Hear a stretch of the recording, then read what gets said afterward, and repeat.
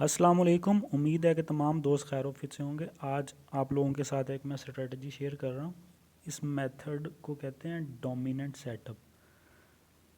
आप इसको अपनी ट्रेडिंग के जितने भी दूसरे तरीक़ेकार हैं उनके साथ एडिशनल ऐड कर लें, आपकी ट्रेडिंग में और निखार आ जाएगा। मिसाल देता हूँ, आपको लग रहा है कि यार यहाँ पर बाय बन रही है, लेकिन आप बाय करने में हिचकिचा रहे हैं, तो जब आपको इस इंडिकेशन के ज़रिए कंफर्मेशन मिल जाएगी कि यार यहाँ से बाय बन रही है, तो आप क्या करेंगे, वहाँ पर बाय कर सकते हैं।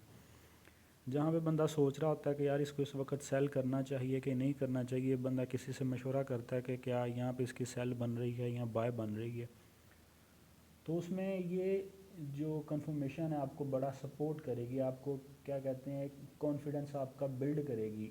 आपको लग रहा है कि यार मार्केट इस वक्त ये अच्छे लेवल पर है। हम जिस तरह मैं बताता हूँ ना, शेयर करता होता हूँ कि कंफर्मेशन का वेट कर रहे हैं, तो उस कंफर्मेशन में आप इसी चीज़ को भी ऐड कर सकते हैं। मिसाल के तौर पर H4 की सपोर्ट है टॉप पे, H4 के रेजिस्टेंस या सपोर्ट पे मार्केट है। आप कंफर्मेशन करना चाह रहे हैं कि यहाँ से कंफर्मेशन मिले, हम बाय या सेल करें, तो अगर इसी कंफर्मेशन को आप बड़े टाइम फ्रेम में ऐड करेंगे तो अच्छी ट्रेड दे सकती है। और जो स्कैल्पर दोस्त हैं, जो स्कैल्पिंग में इंटरेस्ट रखते हैं, उनके लिए बड़ी कमाल चीज़ है ये। स्पेशली जितने भी मेजर करेंसीज पेयर है ना, क्रॉस पेयर्स में इतना नहीं इसका है सही रिज़ल्ट। जो मेजर करेंसीज पेयर हैं और उसके अलावा क्रॉस पेयर में GBP JPY है, गोल्ड है, उनके ऊपर ये अच्छा रिज़ल्ट दे रही है। तो मैं कोशिश करता हूँ कि आप लोगों को समझाने की भरपूर कोशिश करूँ, लेकिन फिर भी अगर किसी के जहन में कोई क्वेश्चन आए तो मुझे कमेंट्स कर दें, मैं उसको क्लियर करने की कोशिश करूँगा। डोमिनेंट ब्रेकआउट इसको कहते हैं। बेसिकली ये कैंडल स्टडी ही है, कोई इतना मुश्किल नहीं है, टेक्निकल काम नहीं है। इसको अगर आप प्राइस एक्शन के साथ मैच करके या सपोर्ट और रेजिस्टेंस के साथ मैच करके काम करेंगे, बड़ा मज़ा आएगा इंशाल्लाह ताला। अच्छा, ऐसा सेटअप होता है बेसिकली ये इसकी डोमिनेंट सेल सेटअप है, ये डोमिनेंट बाय सेटअप है। लेकिन इसकी जो इसका क्राइटेरिया है वो आपने जहन नशीन कर लेना। इसमें सिर्फ जहन नशीन करने वाली यही बात है, जो पैटर्न है वो तो आप लोगों को क्लियर हो जाएगा। अब क्राइटेरिया क्या है, एट लीस्ट 2 कैंडल स्टिक, यानी कि जब हमारी मदर कैंडल बने, उसको मदर कैंडल भी कह सकते हैं आप, डोमिनेंट कैंडल भी कह सकते हैं। जब हाकिम यानी कि डोमिनेट होता है हाकिम, जब मदर कैंडल बने, मदर कैंडल बनने के बाद शर्त है कि कम से कम 2 कैंडल्स बने उसके अंदर जो कि उसको तोड़ ना सकें। ठीक है, जिस तरह तस्वीर में मैं आपको उसके पिक्चर में क्लियर कर दूंगा। आप एट लीस्ट 2 कैंडल स्टिक यानी कि 2 कैंडल स्टिक ऐसी बने जो कि मदर कैंडल या डोमिनेंट कैंडल के बाद बने और उसके अंदर ही ख़त्म हो जाएं। इसमें शेडो को हमने कंसिडर नहीं करना, जो शेडो होगा वो इस मेथड में कंसीडर नहीं होगा। एक शर्त यह है कि कोई भी कैंडल बनी, चाहे रेड बनी है ना, चाहे ग्रीन बनी है, उसके अंदर 2 कैंडल्स बने जो जिनकी बॉडी उसकी बॉडी को तोड़ ना सके। उनकी ओपनिंग और क्लोजिंग जो है वो उसी मेजर कैंडल से कम हो, दोनों की ओपनिंग और क्लोजिंग, यानी कि उसके अंदर ही हो, उसको तोड़ ना सकें। और दूसरी इसकी शर्त यह है कि ब्रेकआउट कैंडल जो है वो ऑपोजिट हो मदर कैंडल से। जो डोमिनेंट कैंडल जिसको हम फॉलो करेंगे, जब उसका ब्रेकआउट हो तो उसके ऑपोजिट कैंडल से हो। अगर ग्रीन है तो ग्रीन को ब्रेकआउट करे रेड, अगर रेड है तो रेड को ब्रेकआउट करे ग्रीन। दोबारा रिपीट कर दूं, इसका क्राइटेरिया क्या है, एक मदर कैंडल बन गई, जिस तरह मैं पिक्चर पे जाता हूँ। अब ये सेल सेटअप है डोमिनेंट का। अब इसमें क्या हुआ है, एक मदर कैंडल बनी ग्रीन, जिस तरह कैंडल आपको नज़र आ रही है। ठीक है, ग्रीन कैंडल बनने के बाद एक अच्छी ग्रीन कैंडल बन गई, उसके बाद एक रेड कैंडल बनी और फिर एक रेड कैंडल बनी। आगे वाली कैंडल्स का कोई भी कलर हो, लेकिन जो हमारी डोमिनेंट कैंडल है और जो ब्रेकआउट कैंडल है इसके कलर ऑपोजिट होने चाहिए। दरमियान में कम से कम 2 कैंडल्स हों, ज़्यादा से ज़्यादा 4 5 6 7 कितनी भी हो सकती हैं, जितनी मर्ज़ी कैंडल हों, मिनिमम 2 हों, मैक्सिमम कोई लिमिट नहीं है। लेकिन इसी जो लाइंस लगी हुई हैं इन्हीं लाइंस के अंदर हों वो जितनी भी कैंडल्स बने। पिक्चर से भी वाज़िया हो गया। दोबारा फिर मैं रिपीट कर दूं, डोमिनेंट सेल सेटअप है ये हमारे सामने। एक ग्रीन कैंडल बनी है, ग्रीन कैंडल जब क्लोज हो गई है उसके अंदर उसको मार्क कर दिया हमने, ऊपर नीचे से मार्क कर दिया, उस पर लाइंस लगा दी। और पहले एक रेड कैंडल बनी, वो उसके अंदर ही क्लोज होगी उसी लाइंस के। फिर एक रेड कैंडल बनी, फिर वो जो है उसी के अंदर क्लोज हो गई। उसके बाद फिर एक लाइन बनी, उसने ब्रेकआउट दिया यानी कि तोड़ा। उसकी क्लोजिंग का वेट करना है हमने। उसने क्लोजिंग दे दी लाइन के बाहर। अगर ये छोटा टाइम फ्रेम है 15 मिनट का तो आप यहाँ से एक सेल ले लें, फिर ये वापस भी आएगी, आने के चांसेस भी होते हैं कि नीचे से हो के फिर दोबारा थोड़ा सा ऊपर, अगली कैंडल ऊपर को आए और फिर हम क्या करेंगे, एक सेल फिर ले लेंगे। अच्छा, इस अगर आप स्कैल्पिंग कर रहे हैं तो इसमें स्टॉप लॉस आपका बिल्कुल छोटा होगा।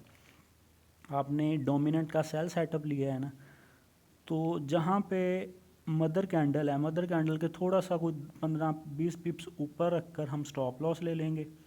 अगर छोटा टाइम फ्रेम है तो फिर बिल्कुल छोटा आ जाएगा। ये आधे घंटे में भी काम कर रही है, 15 मिनट में भी काम कर रही है। और अगर मेजर लेवल पे है फिर H1 या H4 में इसकी कंफर्मेशन दे के हम लॉन्ग ट्रेड भी ले सकते हैं इसकी 50 पिप्स अबव की।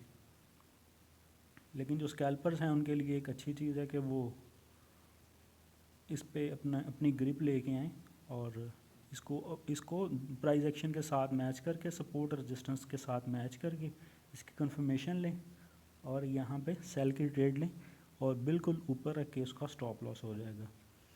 डोमिनेंट सेल सेटअप है। डोमिनेंट सेल सेटअप में क्या हुआ, एक मदर कैंडल बनी, मदर कैंडल बनने के बाद ग्रीन कैंडल बनी, उसके बाद 2 कैंडल्स बनी जो कि मदर कैंडल की बॉडी को नहीं तोड़ सकी। 2 से ज़्यादा जितनी मर्ज़ी कैंडल्स बने। फिर क्या हुआ, एट द एंड ब्रेकआउट हुआ रेड कैंडल से, यानी कि ये डोमिनेंट सेल सेटअप बन गया है। यहाँ पर हम क्या कर सकते हैं, सेल की एंट्री ले सकते हैं।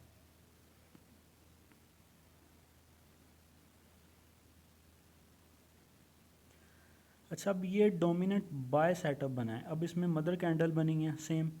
मदर कैंडल बनने के बाद उसको हमने मार्क कर दिया ऊपर नीचे से लाइन लगा के। अब डोमिनेंट बाय सेटअप बनाया ना, ये एक कैंडल बनी, फिर एक बनी, जो 2 कैंडल्स बनी वो रेड कैंडल्स की बॉडी के अंदर ही बनी। और उसके बाद तीसरी कैंडल जो है ब्रेकआउट कर गई।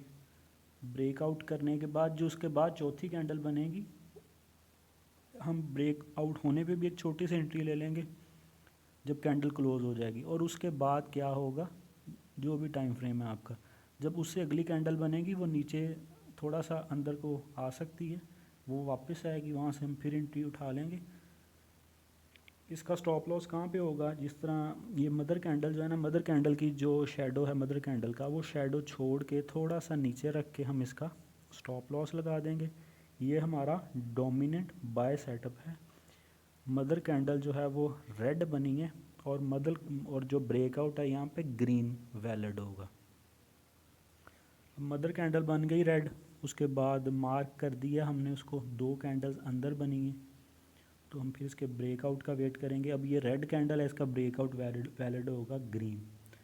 तो जैसे ही ग्रीन कैंडल ने ब्रेकआउट दिया, कैंडल क्लोज हुई जिस भी टाइम फ्रेम की है, तो उसके बाद हम क्या करेंगे, एंट्री ले सकते हैं यहाँ पे। अच्छा, ये जस्ट क्या कहते हैं अभी थ्योरी ही है, प्रैक्टिकल अभी मुझे कोई सेटअप मिलेंगे, मैं उन पे वीडियो बना के आपको जो है वो इसके टीपी और एसएल लगाने का तरीका मज़ीद बताऊंगा। इसको फिबोनाची टूल यूज़ करके ना हम इसके टीपी और एसएल का अंदाज़ा भी लगा सकते हैं। अच्छा, अब डोमिनेंट बाय सेटअप है, इसकी मज़ीद जो है मैं आपको वजाहत कर दूं। ये डोमिनेंट बाय सेटअप बना है, रेड कैंडल बनी, रेड कैंडल बनने के बाद 2 कैंडल्स बनी, वो रेड कैंडल की बॉडी को तोड़ नहीं सकी। इसके बाद तीसरी ने तोड़ दिया। ऐसे भी हो सकता है 10, 12, 15 भी बन सकती हैं। जब ब्रेकआउट होगा, अगर ऑपोजिट कलर से हो गया तो हमने इंटर हो जाना है मार्केट में।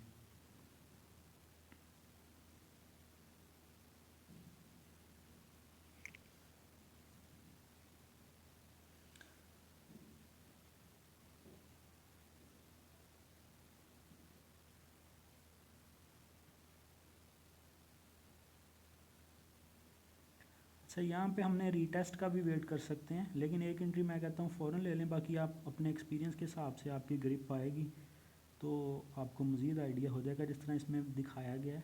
क्योंकि स्टॉप लॉस हमारा है मदर कैंडल की, जो मदर कैंडल का जो शेडो है उसके नीचे हमारा स्टॉप लॉस है। एक कैंडल बनी, दो कैंडल बनी, तीसरी कैंडल ने ब्रेकआउट दे दिया, लाइन से बाहर ब्रेकआउट दे दिया और कैंडल क्लोज़ होगी।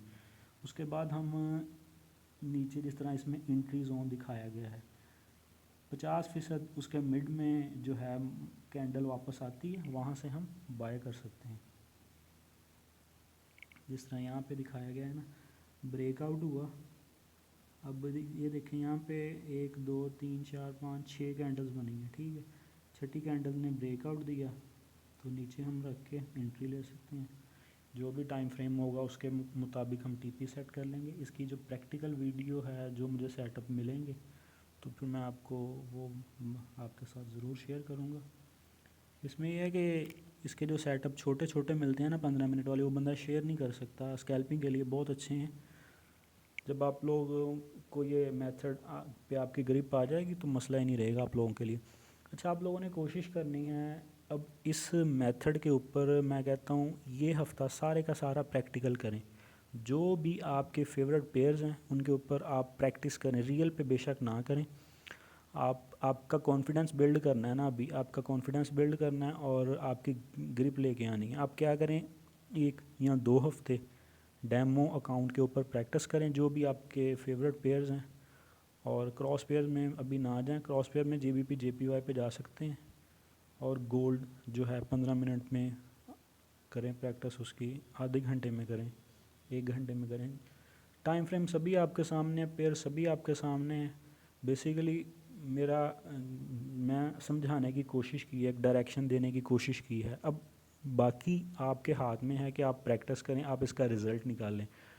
आप बताएं मुझे कि जी इस हफ्ते इसके डोमिनेंट के 20 सेटअप मिले, 20 में से कितने एसएल हुए, कितने टीपी हुए। ये आपका सेल्फ इंटरेस्ट जो है वो आपको इसमें आगे लेके जाएगा। अच्छा, फॉरेक्स में डायरेक्शन कोई दे देना, मैं कहता हूँ यही इनफ होता है। आपको कोई बंदा रास्ता दिखा रहा है ना, तो आप लोगों के सामने मार्केट है, बैक टेस्टिंग करें, डेमो पे प्रैक्टिस करें, कोई नहीं। बाकी जो भी मेथड चल रहे हैं उसके साथ साथ एक सेपरेट अकाउंट बनाएं, 15 दिन अपने हिसाब से, 1 हफ्ता, महीना भी दे दें। तो प्रैक्टिकल अगर दूसरी दुनिया में देखें, लोग कितनी कितनी ज़िंदगियां लगा देते हैं, वहाँ पे ही रहते हैं। तो अभी कोई जल्दबाजी की ज़रूरत नहीं है हमें। अपने फेवरेट पेयर्स को लें, उनके ऊपर इसकी प्रैक्टिस करें, ज़्यादा से ज़्यादा प्रैक्टिस करें, ये सेटअप फाइंड करें।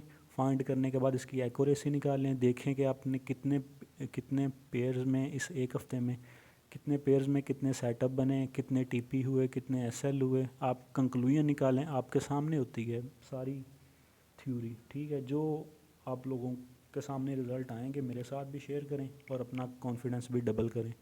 बाकी मैं इस पर पर्सनली काम करता हूँ, बहुत अच्छी चीज़ है। छोटे टाइम फ्रेम पे इसकी अक्सर ट्रेड्स मिल जाती हैं, उसमें आप एज ए स्कैल्पिंग 20-30 पिप्स ले सकते हैं।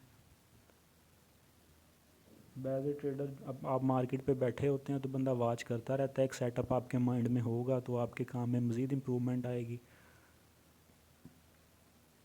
और दोबारा मैं रिपीट कर दूं, इसको हम आपने सिर्फ कंफर्मेशन के लिए इस्तेमाल करना है। जो भी आपके पहले मेथड हैं या जहाँ पे आपको लग रहा है कि यार यहाँ पे इसको बाय करना चाहिए या नहीं करना चाहिए, तो आप देखिए वहाँ पे इसका डोमिनेंट का सेटअप बन गया है तो गुड है, अल्लाह अल्लाह खैर सल्ला लगाएं ट्रेड। तो ये कोई नया मेथड नहीं है, बेसिकली कैंडल स्टडी का है। मैं ऐसा नहीं करूँगा कभी भी आपको कि ज़्यादा से ज़्यादा नए नए मेथड सिखाऊँगा। ये बेसिकली एक वही प्राइस एक्शन कैंडल स्टिक वाला मेथड ही है। और अगर आपको एक अच्छे लेवल पे डाइवर्जेंस नहीं मिल रही तो आप ये मेथड के ज़रिए भी ट्रेड ले सकते हैं। सप्लाई डिमांड, इतने सारे जितने भी मेजर मेथड है हमारा, कोई इतना क्या कहते हैं मुश्किल मेथड नहीं है, सिर्फ और सिर्फ सादा तरीके हैं जो कि मार्केट के एक्स रिकॉर्ड प्राइस एक्शन के मुताबिक हम काम कर रहे हैं।